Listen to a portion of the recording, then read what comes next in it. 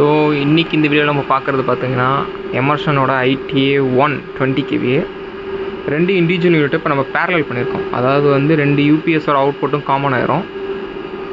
எப்படின்னா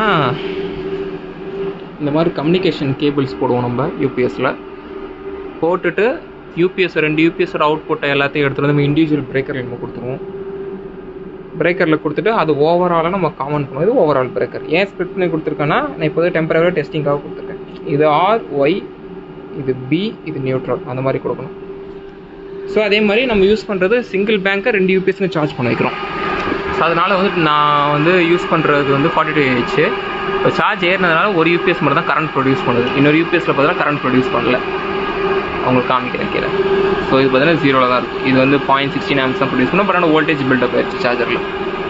இப்போ இந்த யூனிட் எப்படி பேரலில் இருக்குது அப்படின்னு தெரிஞ்சுக்கலாம்னா நீங்கள் வந்து இங்கே சிஸ்டமில் போனீங்கன்னா இங்கே உங்களுக்கு காமிக்கும்.